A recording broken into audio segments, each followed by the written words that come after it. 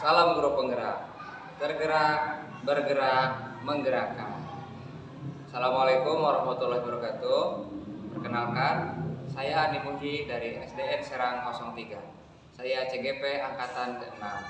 Pada video kali ini saya akan mempresentasikan mengenai pemikiran filosofis Ki Hajar Dewantara. Selamat menyaksikan.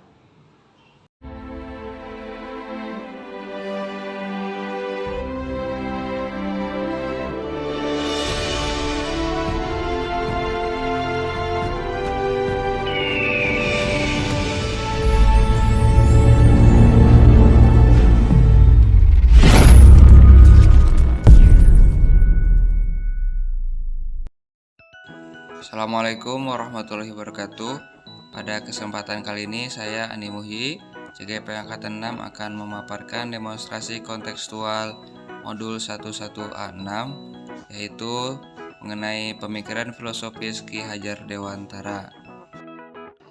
Raden Mas Suwardi Suryaningrat atau kita kenal sebagai Ki Hajar Dewantara adalah seorang pelopor pendidikan di Indonesia. Mata penanya yang tajam kerap mengusik penjajah saat itu.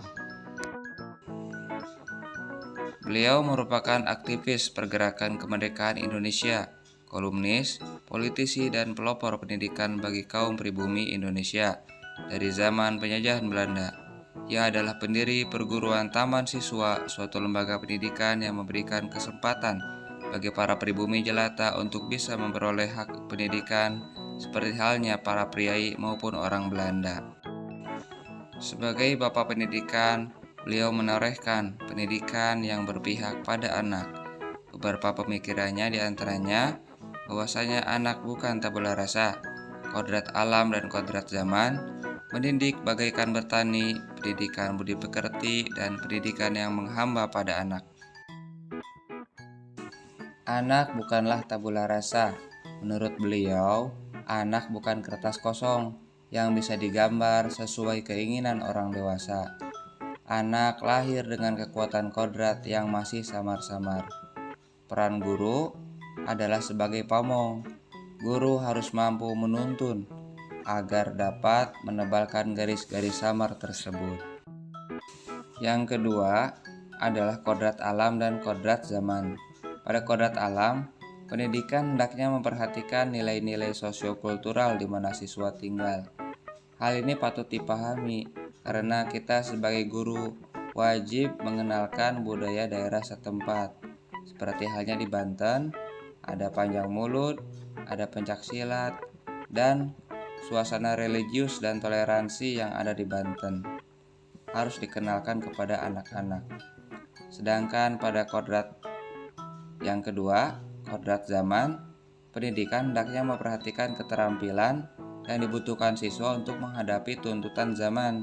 Seperti halnya sekarang anak-anak kita semua sudah memasuki abad 21. Tentunya anak-anak harus dikenalkan mengenai kecakapan IT, berpikir kritis, dan komunikasi dan kolaborasi. Ki Hajar Dewantara pun memiliki pemahaman yang mendalam mengenai pendidikan kepada anak. Menurut beliau, mendidik bagaikan bertani. Guru sebagai petani, murid sebagai benih. Bagaikan petani yang menyebarkan benih, ia tidak bisa memaksakan tanaman padi tumbuh menjadi jagung. Begitu pula sebaliknya, karena setiap tanaman memiliki kekhasan tersendiri. Bila petani mampu merawatnya, maka setiap benih akan tumbuh dengan baik dan subur. Yang keempat adalah pendidikan budi pekerti. Beliau menggarisbawahi bahwasanya keluarga menjadi tempat utama dan paling baik untuk melatih pendidikan sosial dan karakter bagi seorang anak. Seperti halnya budi pekerti. Artinya, rumah adalah sekolah pertama bagi anak dan ayah bunda adalah guru pertamanya. Beliau berkata, semua orang menjadi guru, semua rumah menjadi sekolah. Yang kelima adalah pendidikan yang menghamba pada anak. Maksudnya, pendidikan yang menghamba pada anak menekankan pada minat, kebutuhan, dan kemampuan setiap individu. Pendidikan ini menghadirkan model dan metode belajar yang menggali motivasi untuk membangun habit anak menjadi pembelajar sejati. atau pembelajar sepanjang hayat. Dari uraian yang telah dipaparkan, kita dapat tarik kesimpulan, pendidik hendaknya memandang setiap anak sebagai insan yang memiliki potensi kodrati yang istimewa. Para pendidik hendaknya tidak mengabaikan kodrat alam dan kodrat zaman. Budi pekerti yang baik lahir dari keluarga yang baik. Dan terakhir, strategi dan metode yang dia lakukan hendaknya mampu menggali motivasi agar anak menjadi pembelajar sejati. Demikian pemaparan saya mengenai Ki Hajar Dewantara. Saya ucapkan terima kasih. Dan selanjutnya untuk lebih memahami pemikiran beliau, bisa simak video berikut. Wah, wah, wah. Kenapa, Pak? Kok murung? Lagi ada masalah ya? Coba cerita, mungkin saya bisa bantu. Iya nih, Pak. Lagi ada sedikit masalah. Masalah apa tuh, Pak? Coba cerita, mungkin saya bisa bantu. Mengenai kelas nih, Pak.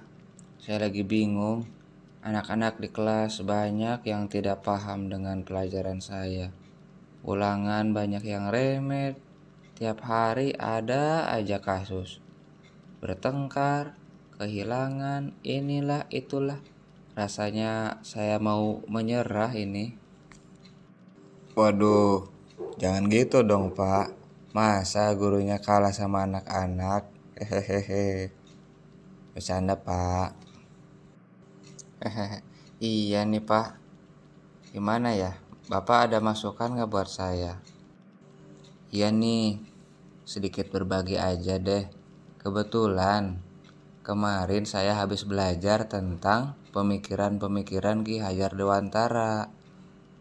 Mau denger nggak? Yes, boleh Pak. Silakan Pak, masukannya Pak. Dari sekian teorinya beliau, ada yang menarik buat Bapak, yaitu bahwasanya setiap anak yang lahir itu bukan seperti kertas kosong, tapi mereka terlahir dengan kekuatan kodrat namun masih samar-samar. Seperti kertas, tapi ada goresan-goresan tipisnya. Oh begitu Pak, baru tahu saya. Berarti berlawanan dengan teori tabula rasa ya? Tepat sekali. Lalu sebagai guru kita harus bagaimana Pak? Nah, sebagai guru kita harus mampu menebalkan garis-garis samar tersebut sehingga potensi-potensi kodratnya itu bisa keluar. Wah, betul juga Pak ya. Saya harus banyak belajar nih. Lalu bagaimana Pak supaya kita tahu potensi-potensi anak tersebut? Ya, lakukan pendekatan-pendekatan kepada anak. Kita harus kenal dulu mereka sebelum kita mengajar. Oh iya, sekarang di kurikulum Merdeka ada yang disebut dengan asesmen diagnostik. Ini pun salah satu upaya agar kita, para guru, mampu mengenal anak-anak, baik itu literasinya ataupun gaya belajar anak-anak. Wah, inspirasi sekali Pak penjelasannya Pak. Bila kita sudah memahami anak-anak, karakter dan potensinya, maka kita pun pasti akan menemukan metode yang tepat untuk mengajar mereka. Nah, salah satu strategi pembelajaran yang bagus sekarang ini yaitu pembelajaran berdiferensiasi. Artinya kita mengajar anak-anak sesuai dengan gaya belajar mereka masing-masing. Nah, ini pun sejalan dengan pemikiran beliau yang lain, yaitu bahwasanya mendidik bagaikan petani yang menanam benih.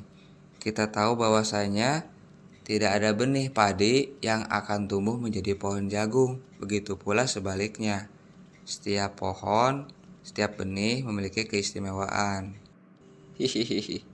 Iya nih Pak, setelah saya dengar penjelasan dari Bapak, saya sadar selama ini saya mengajar masih pakai metode lama. Ceramah tugas. Anak-anak juga bosen Pak ya. Harus banyak belajar nih Pak, biar mengajarnya lebih oke. Betul Pak, justru sebetulnya kita sesudah menjadi guru bukan artinya berhenti belajar.